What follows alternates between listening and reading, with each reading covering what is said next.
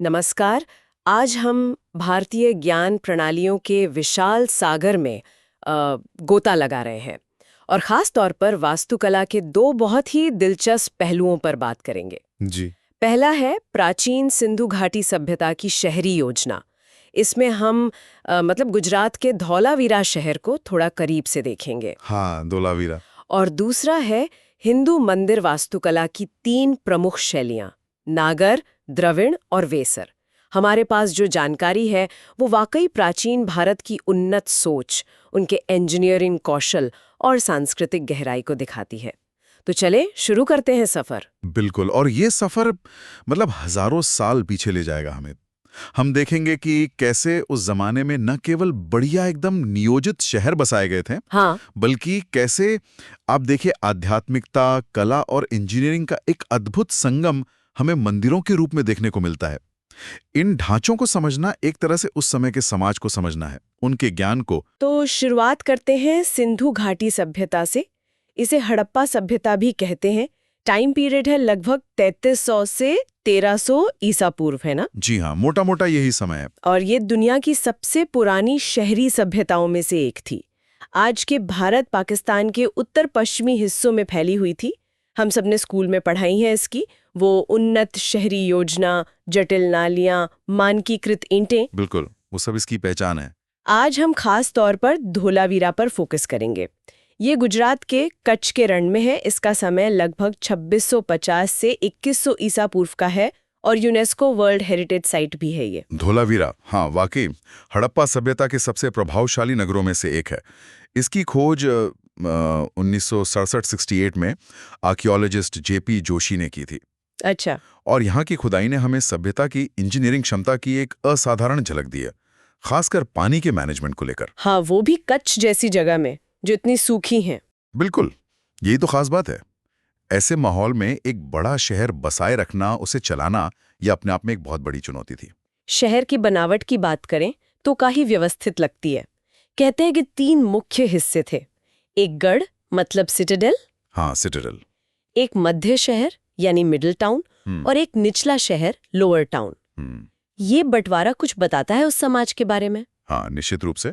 ये जो 3 लेवल का विभाजन है ना, ये एक साफ सामाजिक या शायद प्रशासनिक बनावट की तरफ इशारा करता है।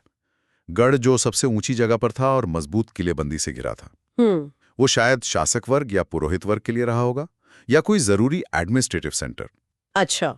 मध्य शहर जो गढ़ से सटा था पर निचले शहर से अलग, वो शायद व्यापारियों, अधिकारियों या मतलब थोड़े संपन्न नागरिकों के लिए था। अच्छा। वहां भी सड़कें अच्छी थीं, घर व्यवस्थित थे।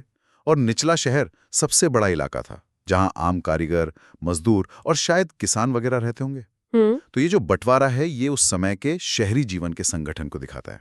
और इन तीनों हिस्सों को एक बाहर की दीवार ने घेर रखा था, पत्थर और मिट्टी की ईंटों की बनी हुई। हाँ बिल्कुल, ये सुरक्षा के लिए भी थी और शहर की सीमा भी तय करती थी। और इसमें कई गेट्स थे, मतलब प्रवेश द्वार थे। इससे पता चलता है कि शहर में आने जाने पर नियंत्रण भी रहा होगा। अब आते हैं उस पहलू पर जो धोलावीरा को एकदम खास बनाता है, पानी का प्रबंधन। हाँ, मैंने पढ़ा है कि ये इंजीनियरिंग का एक कमाल का नमूना था। कच्छ जैसी जगह जहाँ पानी की कमी हमेशा रही होगी, उन्होंने इसे कैसे संभाला? ये सचमुच अद्भुत है। उन्होंने बारिश के पानी को जमा करने की, मतलब रेन वाटर हार्वेस्टिंग की एक बहुत ही सोफिस्टिकेटेड प्रणाली बना रखी थी। अच्छा। शहर के चारों ओर और अंदर भी कई बड़े बड़े जलाशय बनाए गए थे। कुछ तो चट्टानों को काटकर बनाए थे और कुछ पत्थर की चिनाई करके। वाह। इन जलाशयों को आपस में जोड़ने के लिए और शहर के अलग अलग हिस्सों तक पानी पहुंचाने के लिए नहरों और नालियों का एक पूरा नेटवर्क था। पानी के बहाव को कंट्रोल करने के लिए छोटे बांध मतलब चेक डैम भी थे। कमाल है, कुछ पूर्वी और पश्चिमी जलाशय तो इतने बड़े थे कि उनमें उतरने के लिए सीढ़ियां भी बनी हुई थी। इससे लगता है कि उनका इस्तेमाल सिर्फ पानी जमा करने के लिए नहीं, बल्कि शायद रोजमर्रा की जरूरतें या किसी तरह के धार्मिक स्नान के लिए भी होता होगा। मतलब 4500 साल पहले इतनी एडवांस्ड प्लानिंग। बिल्कुल, ये उस समय के इंजीनियरों की दूरदर्शिता दिखाता है और पर्यावरण के साथ तालमेल बिठाने की उनकी क्षमता। आज हम रेन वाटर हार्वेस्टिंग की बात करते हैं, वो लोग इसे इतने बड़े स्केल पर कर रहे थे। और शहर के अंदर की योजना, सड़कों का वो ग्रिड पैटर्न, वो तो हड़प्पा की पहचान ही है। हाँ बिल्कुल, धोलावीरा में भी सड़कें एकदम सीधी थीं, एक दूसरे को समकोण पर मतलब राइट एंगल पर काटती हुई बिछाई गई थी। इससे शहर बहुत व्यवस्थित दिखता था और शायद ट्रैफिक भी आसान रहता होगा। घर पकी हुई ईंटों से बने थे और दिलचस्प बात यह है कि ईंटों का साइज भी स्टैंडर्डाइज था, मतलब एक जैसा। अच्छा, ये तो किसी सेंट्रल प्लानिंग का संकेत देता है। ना बिल्कुल, हाँ बिल्कुल। और कई घरों में अपनी निजी कुएं और बाथरूम भी मिले हैं। ये उनकी साफ सफाई के प्रति जागरूकता को दिखाता है। मतलब ये सिर्फ बेसिक ढांचा नहीं था, जीवन का स्तर काफी ऊंचा था। एक बड़े स्टेडियम या खुले मैदान का भी जिक्र आता है, वो किस लिए रहा होगा? हाँ, एक बहुत बड़ा रेक्टेंगुलर खुला एरिया मिला है जिसके चारों ओर सीढ़ीदार बैठने की जगह है। इसे अक्सर स्टेडियम कह देते हैं। सही उपयोग तो पता नहीं, पर अंदाजा है कि ये शायद पब्लिक सेरेमनी, कोई धार्मिक आयोजन या हो सकता है खेलकूद या बाजार के लिए इस्तेमाल होता होगा। इसका साइज और बनावट देखकर लगता है कि ये शहर का एक जरूरी सामाजिक केंद्र था। धोलावीरा से कुछ अनोखी चीजें भी मिली हैं, जैसे वो मशहूर साइन बोर्ड। हाँ बिल्कुल, ये धोलावीरा की सबसे फेमस खोजों में से एक है। उत्तरी गेट के पास लकड़ी के एक तख्ते पर जिप्सम से जड़े हुए 10 बड़े सिंधु लिपि के अक्षर मिले हैं। 10 अक्षर? हाँ, ये शायद दुनिया के सबसे पुराने साइन बोर्ड में से एक है। लिपि तो हम अभी पढ़ नहीं पाए हैं, पर इसका साइज और जगह देखकर लगता है कि ये कोई जरूरी पब्लिक अनाउंसमेंट या कोई पहचान चिन्ह रहा होगा। और शहर का उत्तरी दरवाजा भी काफी भव्य बताया जाता है। हाँ, वो काफी बड़ा और सजावटी था। उसमें पॉलिश किए हुए पत्थर के खंभों के हिस्से मिले हैं, सीढ़ीदार रास्ता था। तो ये सिर्फ एक एंट्री गेट नहीं था, बल्कि शायद शहर के सेरेमोनियल एंट्रेंस या शक्ति प्रदर्शन का प्रतीक भी रहा होगा। अच्छा? इसके अलावा धोलावीरा से मेसोपोटामिया और ओमान जैसी जगहों से व्यापार के भी सबूत मिले हैं, जैसे वहां की मोहरें या मनके। यानी ये एक बड़ा ट्रेड सेंटर भी था। हाँ, लगता तो यही है। ये सिर्फ एक आत्मनिर्भर शहर नहीं था, बल्कि एक बड़ा व्यापारिक केंद्र भी था।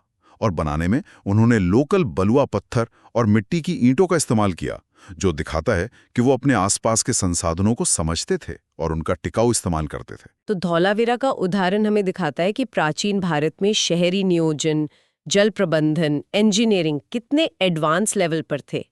ये सिर्फ इमारतें बनाना नहीं था, बल्कि पूरे इकोसिस्टम को समझना और उसके हिसाब से जीना था। बिल्कुल सही। चलिए, अब शहरी योजना से थोड़ा हटकर भारत की एक और महान वास्तुशिल्प परंपरा की ओर बढ़ते हैं, हिंदू मंदिर वास्तुकला।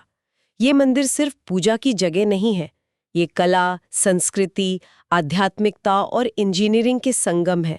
वास्तुशास्त्र और शिल्पशास्त्र जैसे प्राचीन ग्रंथों पर आधारित। सही कहा।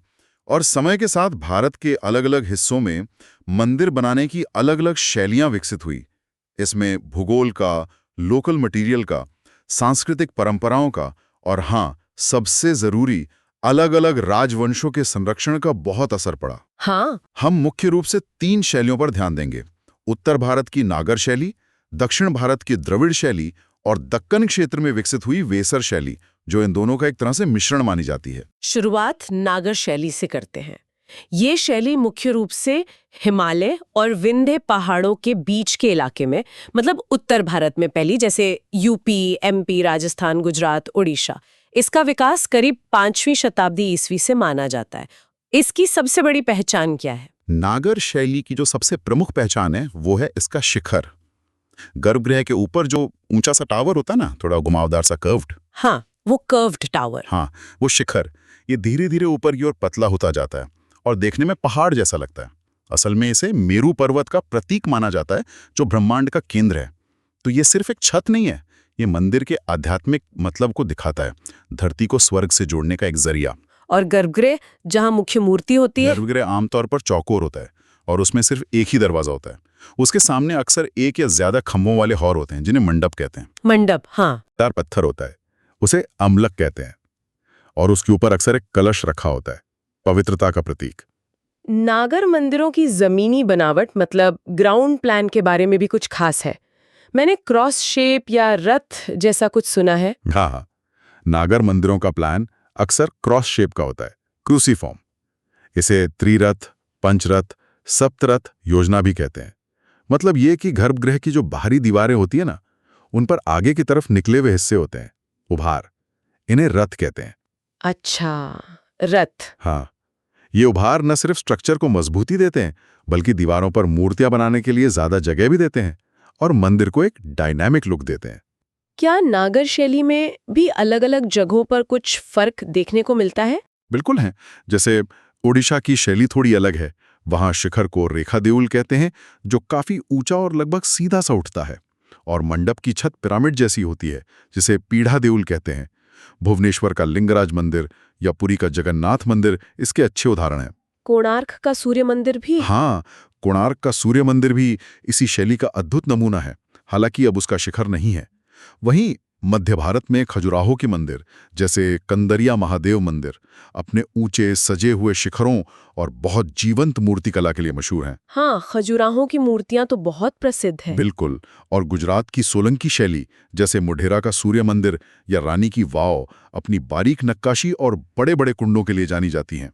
तो ये जो विविधता है, ये दिखाती है कि कैसे एक मूल आइडिया लोकल टैलेंट और ज़रूरतों के हिसाब से बदलता और विकसित होता है। बहुत दिलचस्प। अब चलते हैं दक्षिण भारत की ओर और द्रविड़ शैली को समझते हैं। ये शैली कृष्णा नदी और कन्याकुमारी के बीच के इलाके में ज्यादा पनपी, खासकर तमिलनाडु, कर्नाटक, आंध्र प्रदेश, केरल में। इसका विकास लगभग 6वीं-7वीं सदी से पल्लव, चोल, पांड्य, विजयनगर जैसे बड़े राजवंशों के समय हुआ। इसकी मुख्य पहचान क्या है जो इसे नागर से अलग करती है? द्रविड़ शैली की सबसे साफ पहचान है गर्भगृह के ऊपर बना विमान। ये नागर शिखर जैसा कर्व्ड नहीं होता, बल्कि सीढ़ीदार पिरामिड जैसा होता है। इसमें कई मंजिलें होती हैं, जो ऊपर जाते हुए छोटी होती जाती हैं। अच्छा, सीढ़ीदार। हाँ, विमान के सबसे ऊपर का हिस्सा गुंबद जैसा होता है, जिसे स्तूपिका या कभी-कभी शिखर भी कहते हैं, पर ये नागर वाले शिखर से अलग है। विमान आमतौर पर नागर शिखर से थोड़ा कम ऊंचा होता है। लेकिन द्रविड़ मंदिरों में कुछ और भी है जो बहुत विशाल और इम्प्रेसिव होता है, गोपुरम। एकदम सही। गोपुरम द्रविड़ शैली की एक और बहुत ही जरूरी पहचान है। ये मंदिर परिसर के चारों ओर जो ऊंची दीवारें होती हैं ना, उनमें बने बड़े कई मंजिलों वाले एंट्री गेट होते हैं। हाँ, वो बहुत ऊंचे होते हैं। बिल्कुल। समय के साथ, खासकर चोलों के बाद और विजयनगर साम्राज्य के टाइम में, ये गोपुरम मुख्य विमान से भी कई ज्यादा ऊंचे और सजे हुए बनने लगे। आप दूर से ही इन गोपुरों को देखकर मंदिर की भव्यता का अंदाजा लगा सकते हैं। जैसे मदुरई का मीनाक्षी मंदिर। हाँ, मदुराई का मीनाक्षी मंदिर या श्रीरंगम का रंगनाथ स्वामी मंदिर अपने विशाल और रंगीन गोपुरों के लिए दुनिया भर में मशहूर हैं। ये एक तरह से मंदिर की शक्ति और पहुंच का प्रतीक बन गए। तो द्रविड़ शैली में सिर्फ मुख्य मंदिर ही नहीं, बल्कि पूरे कॉम्प्लेक्स पर ज्यादा जोर होता है। हाँ, द्रविड़ मंदिर अक्सर एक बड़े रेक्टेंगुलर एरिया के अंदर होते हैं, जिसे प्राकार कहते हैं। गर्भगृह जो चौकोर होता है, उसके चारों ओर एक ढका हुआ घूमने का रास्ता होता है, प्रदक्षिणा पथ। परिक्रमा के लिए। हाँ, परिक्रमा के लिए गर्भगृह के सामने बड़े खंभों वाले मंडप होते हैं। कभी-कभी तो 1000 खंभों वाला मंडप भी होता है। और परिसर के अंदर अक्सर एक बड़ा तालाब या कुंड, तेप्पकुलम भी होता है। अच्छा, कुंड भी होता है। हाँ, जो धार्मिक स्नान और त्योहारों के लिए इस्तेमाल होता है। बनाने में मुख्य रूप से ग्रेनाइट जैसे सख्त पत्थरों का इस्तेमाल होता है, जिन पर देवी देवताओं, पौराणिक कथाओं और कभी-कभी ऐतिहासिक घटनाओं की बहुत बारीक और डिटेल नक्काशी की जाती है। कुछ प्रमुख उदाहरण द्रविड़ शैली के? तंजावुर का बृहदेश्वर मंदिर, जैसे राजराज चोल प्रथम ने 11वीं सदी में बनवाया था। वो अपने विशाल विमान, करीब 66 मीटर ऊंचा और भव्यता के लिए जाना जाता है। ये चोल वास्तुकला का शिखर है, कह सकते हैं। हाँ, बहुत मशहूर है। महाबलीपुरम का शोर टेम्पल, जिसे पल्लवों ने 7वीं-8वीं सदी में बनवाया, वो समुद्र के किनारे है और उसमें 2 विमान हैं। कांचीपुरम का कैलाशनाथ मंदिर भी पल्लव काल का एक जरूरी उदाहरण है। ये मंदिर दिखाते हैं कि कैसे द्रविड़ शैली समय के साथ विकसित हुई। तो नागर और द्रविड़, उत्तर और दक्षिण की ये 2 मुख्य शैलियां हो गईं। अब तीसरी शैली है वेसर, जिसे इन दोनों का मिश्रण कहा जाता है। ये कहाँ और कब विकसित हुई? वेसर शैली मुख्य रूप से दक्कन के पठारी इलाके में, मतलब कर्नाटक और महाराष्ट्र के कुछ हिस्सों और पश्चिमी आंध्र प्रदेश में लगभग 7वीं-8वीं शताब्दी से लेकर 13वीं शताब्दी तक विकसित हुई। इसे चालुक्य, राष्ट्रकूट और खासतौर पर होयसल राजवंशों का संरक्षण मिला। वेसर का मतलब होता है खच्चर, जो शायद इसके मिले-जुले रूप की ओर इशारा करता है। अच्छा, तो इसमें नागर और द्रविड़ दोनों के गुण कैसे मिलते हैं? इसमें कई तरह के कॉम्बिनेशंस देखने को मिलते हैं। जैसे कभी विमान का निचला हिस्सा द्रविड़ जैसा सीढ़ीदार होता है, पर ऊपरी हिस्सा नागर शिखर जैसा गोल या कर्व्ड हो सकता है। शिखर की ऊंचाई भी अक्सर नागर और द्रविड़ के बीच की होती है। मंडप की छतें भी कभी पिरामिड जैसी तो कभी ढलवां हो सकती हैं। ये एक तरह से दोनों शैलियों के अच्छे एलिमेंट्स को लेकर उन्हें मिलाने की कोशिश थी। वेसर शैली की अपनी कोई खास पहचान भी है। मैंने तारे के आकार की योजना मतलब स्टेलेट प्लान के बारे में सुना है। हाँ, ये वेसर शैली की खासकर होयसाल आर्किटेक्चर की एक बहुत ही खास पहचान है। इसमें गर्भगृह और कभी-कभी मंडप का बेस मतलब आधार नॉर्मल चौकोर या रेक्टेंगुलर न होकर तारे जैसा या कई कोनों वाला होता है। तारे जैसा? हाँ, क्यों? इससे दीवारों की सतह काफी बढ़ जाती है और मूर्तियां बनाने के लिए ज्यादा जगह मिल जाती है। साथ ही ये देखने में भी बहुत कॉम्प्लेक्स और सुंदर लगता है। बेलूर का चेन्नकेशव मंदिर या हलेबुडु का होयसलेश्वर मंदिर इसके कमाल के उदाहरण है। और नक्काशी? होयसल मंदिरों की नक्काशी तो बहुत ही प्रसिद्ध है। बिल्कुल, वेसर शैली और खासकर होयसल मंदिर अपनी बहुत ही बारीक और जटिल पत्थर की नक्काशी के लिए जाने जाते हैं। होयसल कारीगरों ने नरम सोपस्टोन का इस्तेमाल किया, जिसे तराशना आसान होता है, पर हवा लगने पर यह सख्त हो जाता है। अच्छा, सोपस्टोन। हाँ, इस पर उन्होंने गहनों जैसी बारीक नक्काशी की है। देवी देवता, अप्सराएं, पौराणिक कथाएं, जानवर, बेल बूटे। एक और खास बात है, खराद पर बने हुए मतलब लेथ टर्न पिलर्स जो बहुत चिकने और सजे हुए होते हैं। ये मंदिर शायद द्रविड़ मंदिरों जितने बड़े ना हों, पर सजावट और कारीगरी में लाजवाब हैं। वेसर शैली की कुछ और जरूरी उदाहरण? पत्तदकल कर्नाटक में एक बहुत जरूरी जगह है जहां नागर और द्रविड़ दोनों शैलियों के मंदिर पास पास बने हैं। और कुछ मंदिरों में वेसर शैली के शुरुआती लक्षण दिखते हैं, जैसे विरूपाक्ष मंदिर जो 8वीं सदी का है, चालुक्य समय का। एलोरा का कैलाशनाथ मंदिर 8वीं सदी का, राष्ट्रकूट समय का, जो एक ही बड़ी चट्टान को ऊपर से नीचे काटकर बनाया गया है। उसमें भी द्रविड़ और वेसर दोनों का असर दिखता है। ये दिखाता है कि कैसे ये शैलियां एक दूसरे को प्रभावित कर रही थी और आर्किटेक्ट नए प्रयोग कर रहे थे। तो संक्षेप में देखें तो नागर शैली उत्तर में पहचान है ऊंचा कर्व्ड शिखर और अक्सर क्रॉस शेप प्लान। हाँ, द्रविड़ शैली दक्षिण में जिसमें सीढ़ीदार पिरामिड जैसा विमान, बड़े बड़े गोपुरम और बड़ा सा परिसर खास है। बिल्कुल। और वेसर शैली दक्कन में जो इन दोनों का एक क्रिएटिव मिक्सचर है, जिसमें अक्सर तारे जैसा प्लान और बहुत ज्यादा सजी हुई नक्काशी देखने को मिलती है। एकदम सही। और ये समझना भी जरूरी है कि ये शैलियां सिर्फ आर्किटेक्चर की नियम नहीं थी। ये उस समय के समाज, धर्म, सोच और राजनीतिक इच्छाओं का आईना थी। अलग अलग राजवंशों ने इन मंदिरों को बनवाकर अपनी शक्ति, अपना धन और अपनी भक्ति दिखाई। ये मंदिर ज्ञान, कला और समुदाय के केंद्र थे। तो आज हमने धोलावीरा के रूप में सिंधु घाटी सभ्यता की कमाल की शहरी योजना और पानी के प्रबंधन की प्रतिभा देखी, जो हमें पर्यावरण के प्रति उनकी समझ और इंजीनियरिंग स्किल का पाठ पढ़ाती है। हाँ, वो तो है। और फिर हमने नागर, द्रविड़ और वेसर मंदिर शैलियों की विविधता, उनकी खास सुंदरता और उनके पीछे के गहरे मतलब को समझा। ये यात्रा हमें प्राचीन भारत की समृद्ध विरासत और ज्ञान परंपराओं की एक गहरी झलक देती है। और अंत में सोचने के लिए एक बात छोड़ता हूँ। हमने देखा कि कैसे धोलावीरा ने पानी की कमी जैसी पर्यावरण की चुनौती का सामना करने के लिए नए तरीके निकाले। हाँ, हमने ये भी देखा कि कैसे वेसर शैली ने दो अलग अलग मजबूत आर्किटेक्चरल परंपराओं को सफलतापूर्वक मिलाकर कुछ नया और अनोखा बनाया। ये जो क्षमता है ना, अनुकूलन की मतलब एडेप्टेशन की, और संश्लेषण की मतलब सिंथेसिस की, यानी हालात के हिसाब से ढलना और अलग अलग विचारों को मिलाकर कुछ बेहतर बनाना, ये शायद भारतीय परंपरा की एक बड़ी ताकत रही है।